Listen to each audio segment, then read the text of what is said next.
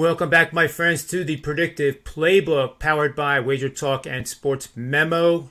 I have Jimmy Adams in the house today on a Friday. A great way to end up the week here. Welcome to the show, Jimmy, and tell us how your week's been going. Thanks, John. It's been a good week. We continue to grind out winners in baseball. Nice win with the Cardinals last night as our lone play. Cashed with the Giants the night before that as a pretty heavy dog. So things have been going well. We got two plays for today we're about to talk about. So how about you? How have things been going with you?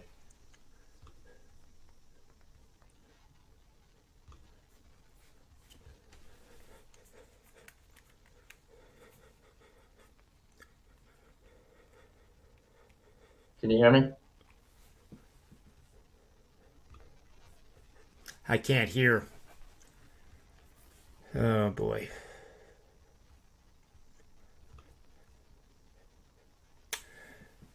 You can hear me, though?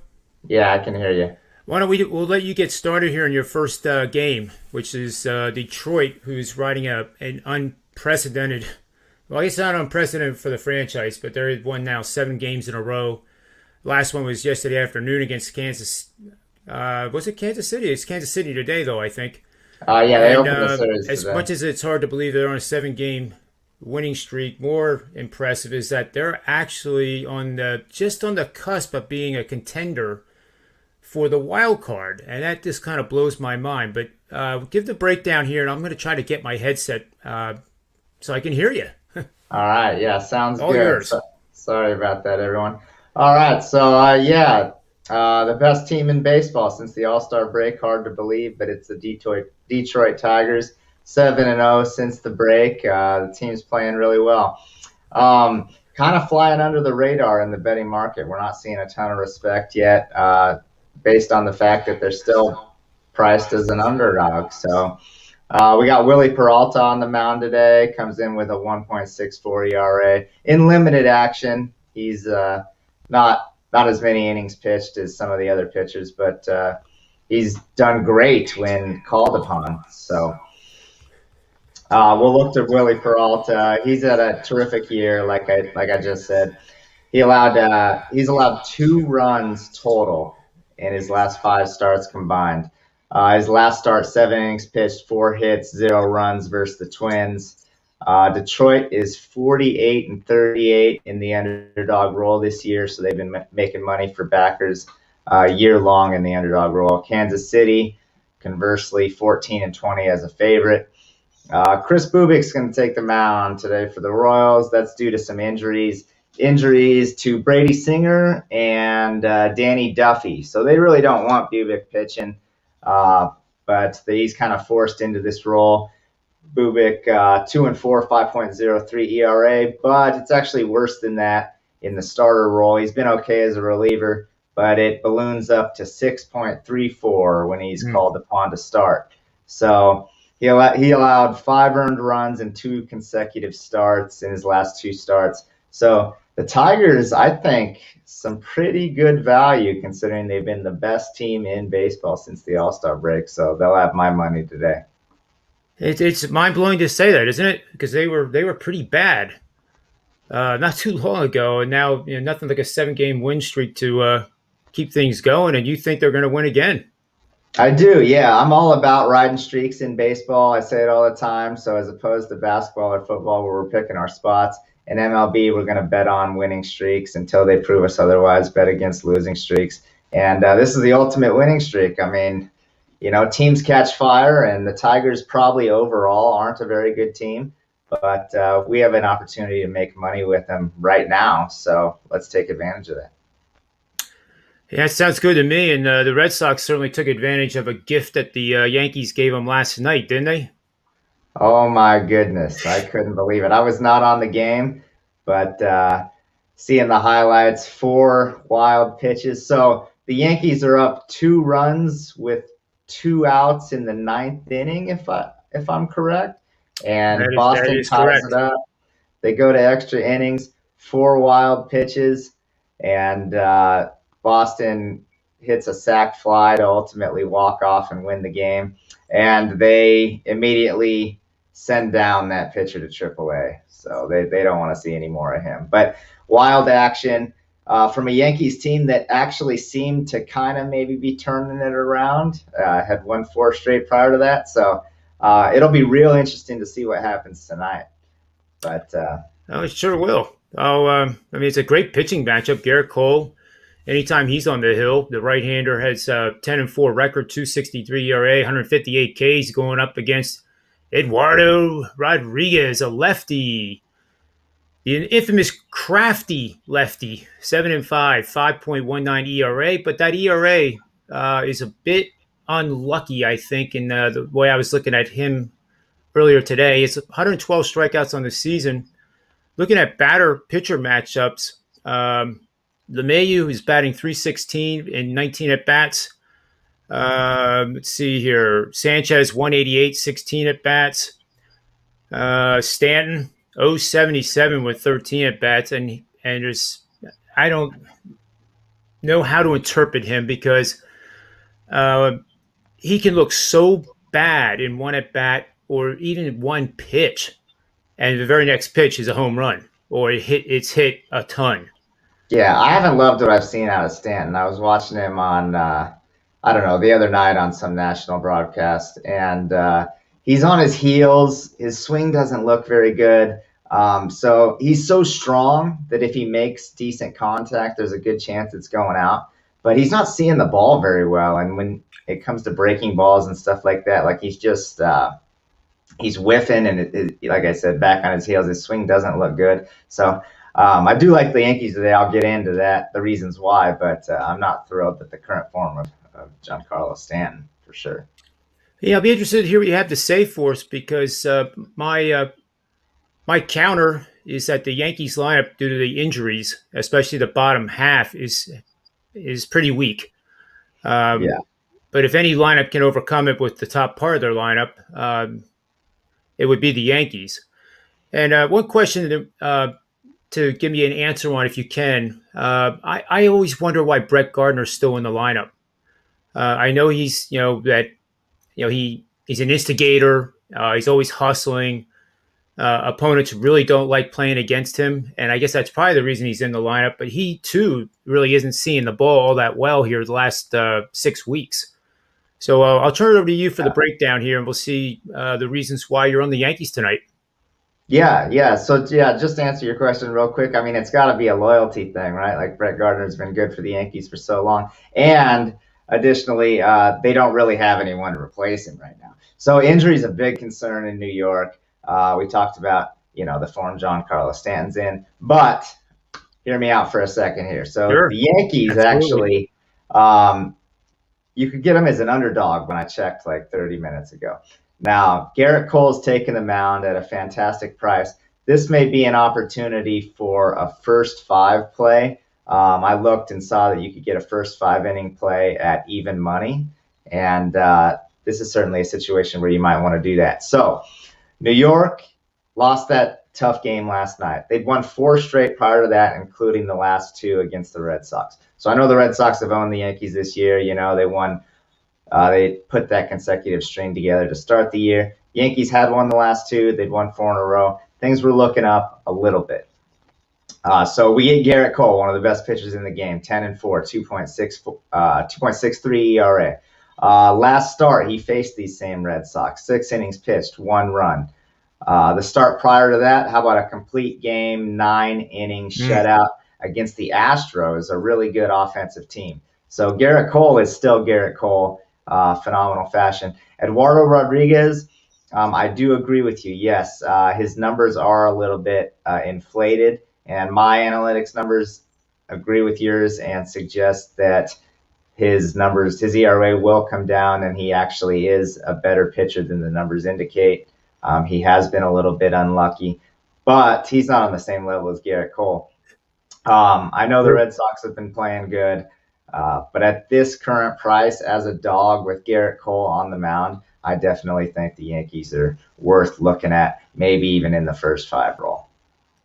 I like your breakdown, and it has to be extraordinarily rare that Garrett Cole is a dog, period, any time in his career. There, Maybe with the Pirates. That's the only time I could ever see it. there's just not a lot of love for the Yankees right now in the betting markets, and I understand why. But this could be a buy low opportunity, and we'll see how things go with the Yankees. If this 4 game winning streak was an aberration or whatever, then we just get back off of them. But if there's a time to bet the Yankees, I think it's now. I don't think you're going to see lingering effects from last night. If anything, it will make them a little more concentrated and focused and prepared motivated to get a win tonight. So the other thing is the Yankees. So bullpen issues, obviously, that's another reason, another argument for the first 5 is serious bullpen issues right now for the Yankees. Yeah, that's and it comes with the starting pitching, I guess. Overall, with the team, the way I see it, the starting pitching has not been nearly as good as they had hoped.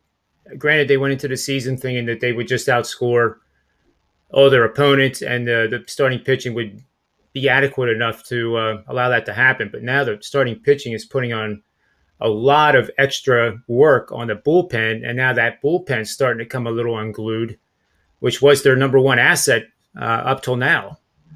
Yeah, Chad Green, he's been struggling. Aroldis Chapman, we've seen him get rocked a few times. But nothing like so we cashed on Wednesday with the Giants as an underdog, and then I was kicking myself because the Giants do the exact same thing, come back in the 9th last night.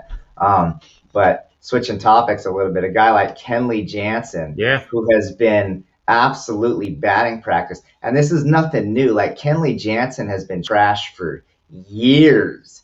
How he's still the closer for a team that's coming off a World Series championship like the Dodgers and shooting for another one with so much talent they have. Like, can you explain that to me, John? Kenley Jansen is just a dumpster fire. How is he still in there?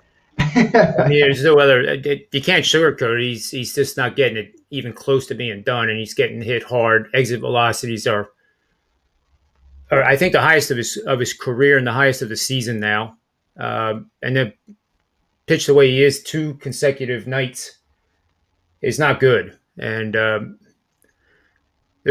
don't think there's a guy that comes on the show, Manny's Irish Pub, which is the Monday to Friday show that you've been on. Mm-hmm. I can't think of anybody that is giving him any love since the season started. Yeah, I've never been a huge fan. It started a couple years ago when he tried to blame his medication, and whatever, we all kind of laughed. And then he's off the medication. He's been off the medication for years, and it's just the same result. And when I look at Kenley Jansen, like, he just doesn't have good stuff. Like, here he is, a big dude. You'd think he'd be a flamethrower. He doesn't have his velocities. No one's getting blown away by his fastball. He's got a slider that I guess was okay at one point in time, but I'm not a big Kenley Jansen fan at all. So happy for those who cashed on the Giants as big dogs the last 2 nights. Yeah, I had been hearing, in the rumor mill that the Dodgers were going to go after another starter. But I think with this situation, I think I'd go after Kimbrel, presuming that the Cubs are going to be sellers, because he's really reinvented himself. I think he's 35 years of age, and for the purposes of 1 year, I think that would solve the problem with Jansen almost instantly, or Jansen. And but there's going to be competition for Kimbrel if he becomes available here in the last we're down to last week, 8 days to go, and trade deadline is done and over with. Yeah, there should be a lot of interesting moves. Even the Yankees, there's been a lot of debate. Are they going to be buyers? Or are they going to be sellers? I don't know what the front office is thinking. I know that New York fan base and front office, they don't ever want to be sellers if there's any chance that they can compete. But the way things are looking, we just don't know if they're gonna, if they really have a good chance to compete or not. So to be clear, like, this Yankees play is not an ongoing, bet the Yankees every day because they're in great form and a great team. This is a spot play, back in the horse Garrett Cole. Yeah, and I can see why you're doing it. It probably makes a lot of sense to back Cole every time he's on the hill. I was just looking at the standings just quickly here, because the amazing thing with the Yankees is that their expected runs scored versus the actual scores that they've had is the widest gap of any team in the last 15 years, and it continues. They have a couple games here where they were looking good in that first series against the Red Sox in the Bronx, but they've scored 398 runs coming into today. The Orioles, who have won only 31 games, have scored six less. And then you go down the board here. Kansas City, 388, is the only team in the Central scoring less than they have. And of course, in the West, you mentioned Houston, who's number one, 521 runs scored.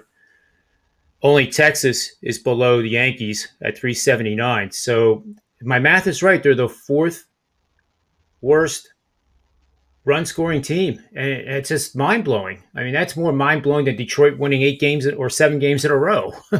No, it is. It's absolutely crazy. And, Aaron Boone's got to figure something out, or I think he's not sitting comfortably back there. I said on Wager Talk a month and a half ago that, Aaron Boone is not safe in New York because the worst thing, things have not gotten better since. So, I know he was a great player and all that, but he's managing in a market that doesn't have a lot of margin for error. They don't have a lot of leniency. So he's got to do something, and we'll see what happens. I don't know. I don't know. They could win 7 of their next 10. I wouldn't be surprised. They could go 2-8. I wouldn't be surprised. So they're kind of a wild card. I almost think they have to, sweep the weekend series here and win 3 in a row, to close that gap down to 5 games. And then I think they would probably be pretty aggressive. But like you said, who knows? I mean, we're just sitting here speculating on what they would do or what they would not do. And, Tampa Bay, look who they added yesterday.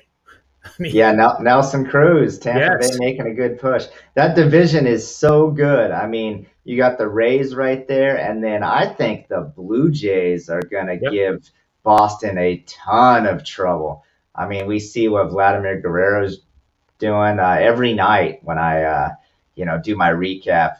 Vlad's hit another home run or another couple home runs. I mean, the Blue Jays, I feel like they've always just been home run hitters the last 5 or 6 years, going back to when Jose Batista was knocking them out all the time.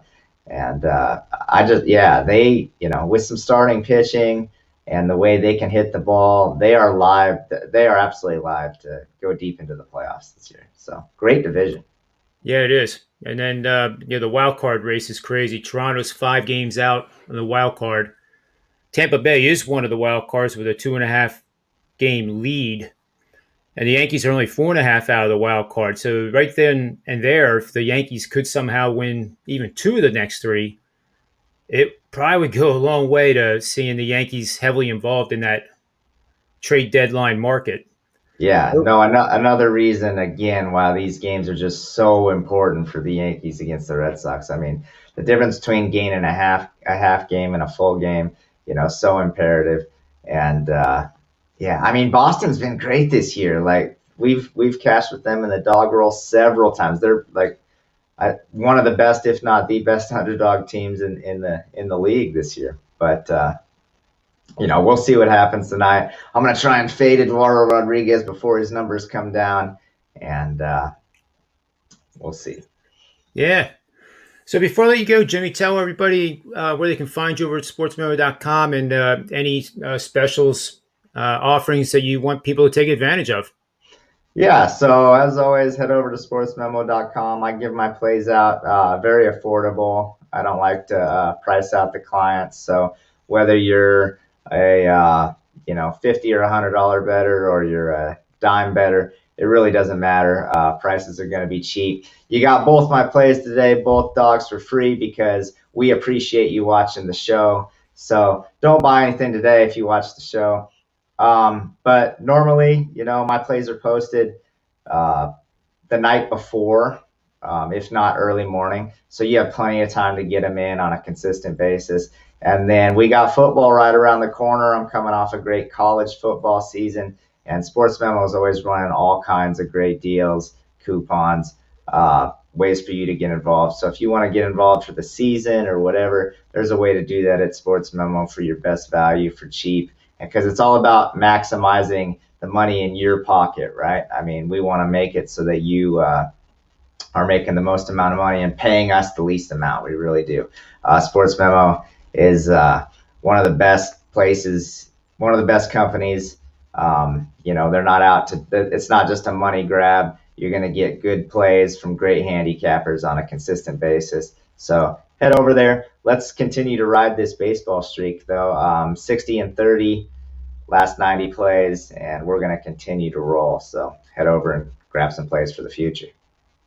Yeah, you guys heard that right. 60 and 30. That is 67% in Major League Baseball. And not all of these are even significant favorites that Jimmy puts out. Rarely anything over minus 140. And there's dogs in this record too. So the ROI is what matters in baseball, and his ROI is outstanding. So if I can give you any encouragement, get at least a 3-day pass this weekend. That'll be available on his profile. And I would recommend more of like a 7-day or a 30-day, because then you get a real test drive. Don't evaluate any handicapper you ever buy because you bought a 5-unit play, and it was that handicapper's turn to be the fire hydrant instead of the dog. If you get my analogy, that's not fair to you, and it's not fair to the handicapper. So get a test drive. Multiple days, multiple packages, not that much money, and invest in yourself and start having a guy like Jimmy working for you.